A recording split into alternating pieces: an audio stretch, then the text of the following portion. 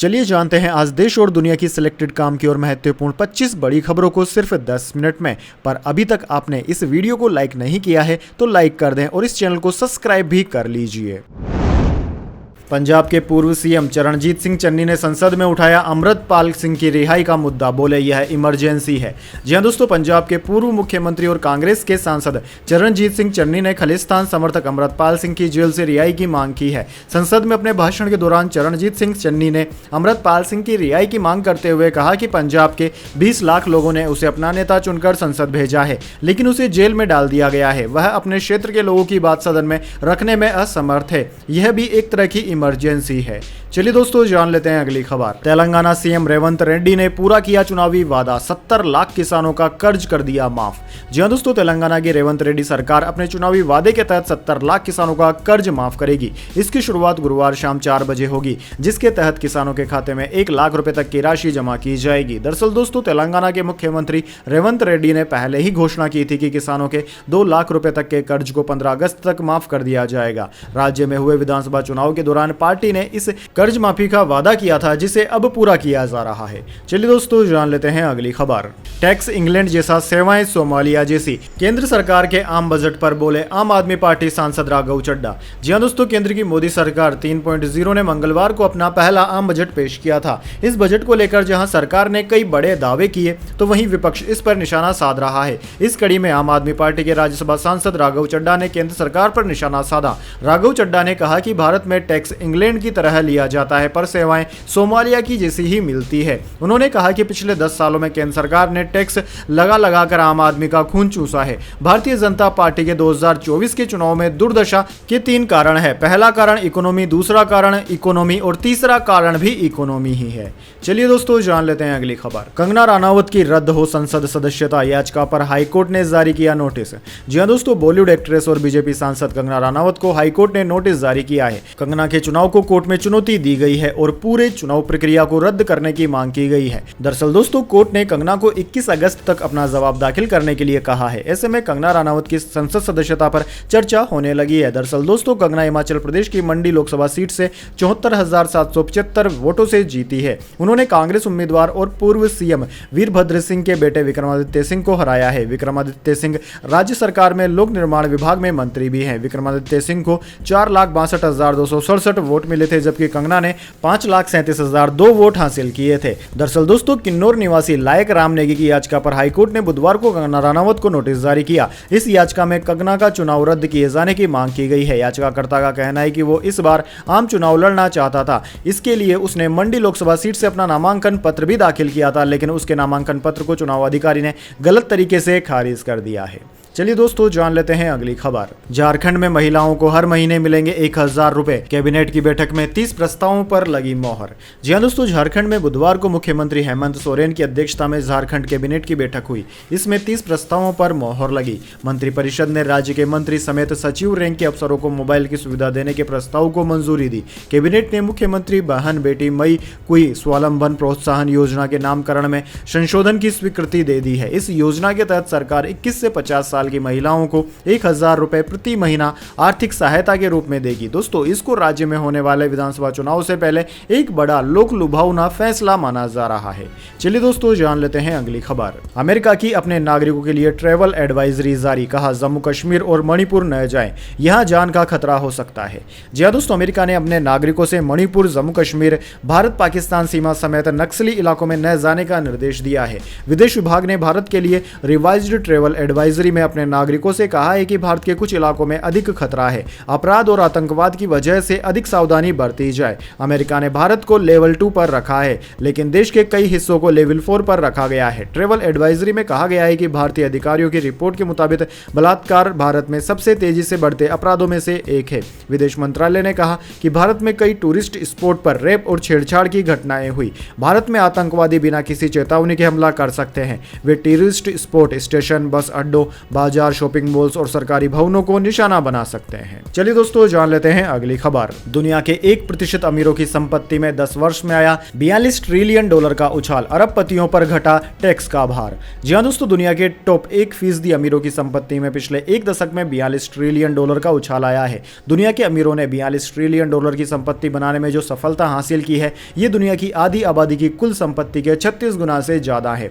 Oxfam ने अपनी एक रिपोर्ट में इस बात का खुलासा किया। अपनी रिपोर्ट में ऑक्सफैम ने कहा कि इतना संपत्ति बनाने के बावजूद ये अरबपति अपने कुल संपत्ति का केवल 0.5% ही टैक्स का भुगतान करते हैं। ब्राजील में हो रहे G20 समिट के पहले नॉन प्रॉफिट ऑर्गेनाइजेशन के तौर पर कार्य करने वाले ऑक्सफैम ने यह डेटा जारी किया है।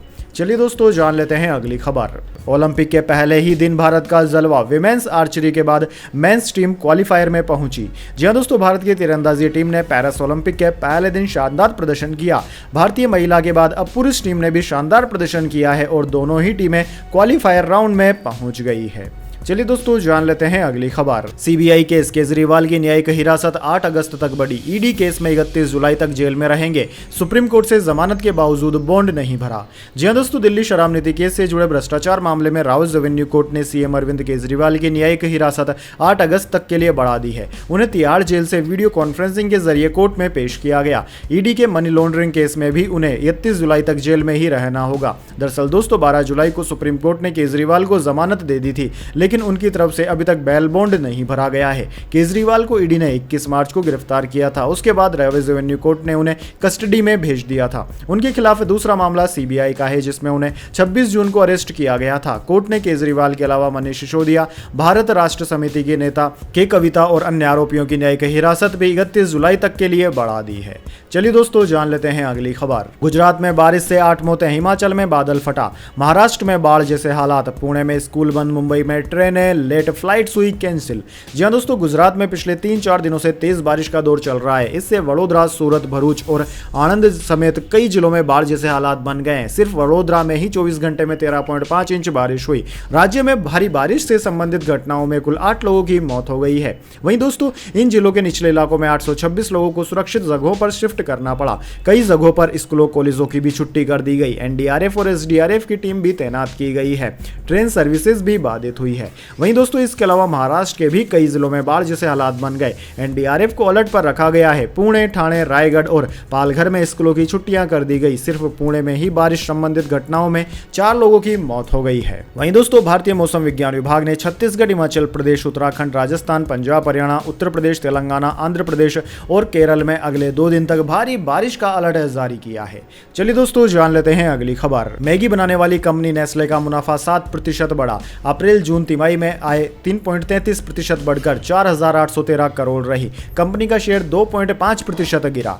जी हां दोस्तों, मैगी बनाने वाली कंपनी नेस्ले इंडिया का वित्त वर्ष 2024-25 की पहली तिमाही में मुनाफा सालाना आधार पर 7% बढ़कर 746 करोड़ हो गया। एक साल पहले की समान तिमाही में कंपनी को 698 करोड़ का मुनाफा हुआ था। दोस्तों रिजल्ट आने के बाद नेस्ले का शेयर 2.50% की गिरावट के साथ 2,477 रुपए पर बंद हुआ। बीते एक साल में शेयर केवल 8.81% चढ़ा है। चलिए दोस्तों जान लेते हैं अगली खबर। यूपी पुलिस की रद्द परीक्षा की नई तारीखों का ऐलान। 60,000 पदों के लिए 5 दिन होगा एग्जाम। रोडवेज बस अभ्यर्थियों के लिए मुफ्त। जी हां दोस्तों, यूपी पुलिस की रद्द की गई सिपाही भर्ती परीक्षा की नई तारीखों का ऐलान हो गया है। परीक्षा अगस्त में 5 दिन 23, 24, 25, 30 और 31 अगस्त को होगी। जन्माष्टमी के चलते 4 दिन का गैप रहेगा। हर दिन 2 शिफ्ट में एग्जाम होंगे, यानी कि 10 शिफ्ट में पूरी परीक्षा होगी। दोस्तों एक शिफ्ट में करीब 5 लाख अभ्यर्थी शामिल होंगे। सिपाही भर्ती की यह परीक्षा इसी साल 17 और 18 फरवरी को प्रदेश के 75 जिलों में हुई थी। कई जगह पेपर लीक होने के बाद छात्रों ने जबरदस्त प्रदर्शन किया था। एसटीएफ जांच में पेपर लीक की पुष्टि होने के बाद योगी सरकार ने परीक्षा कैंसिल कर दी थी। एग्जाम में करीब 50 लाख अभ्यर्थी शामिल हुए थे। चलिए दोस्तों जान लेते हैं अगली खबर।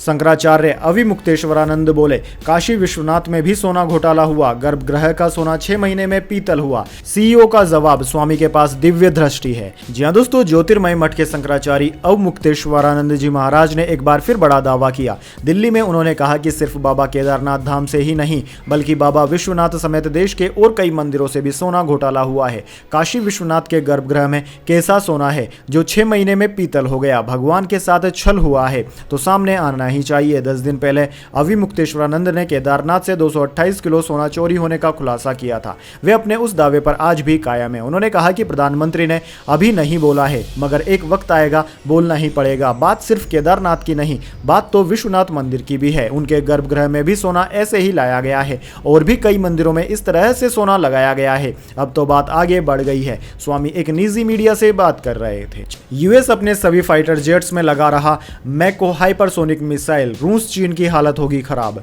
जी हाँ दोस्तों, आप सिर्फ मान लीजिए F-15, F-16, F-18, F-35, F-22 fighter jet हो या B-1, B-2, B-52 या फिर B-21 बॉम्बर, अमेरिका अपने सभी मिलिट्री एयरक्राफ्ट्स में नए हाइपरसोनिक मिसाइल लगाने जा रहा है। इस मिसाइल का नाम माको है। इसे बनाया है लॉकहीड मार्टिन ने। इस मिसाइल को मल्टी मिशन वेपन कहा जा रहा है। दोस्तों, यह मिसाइल समंदर में, हवा, एयर डिफेंस सिस्टम पर किसी भी तरह के सतह पर हमला करने में सक्षम है। हैरानी इस बात की है कि अमेरिका ने इसे लगभग अपने सभी फाइटर जेट्स, बम वर्षक और निगरानी विमानों में लगाकर टेस्ट कर लिया है। दोस्तों, यह F-18 सुपर हॉर्नेट में लग सकती है, F-15 में भी लग सकती है। ऐसे में दोस्तों, रूस और चीन की अब चिंताएं बढ़ गई है।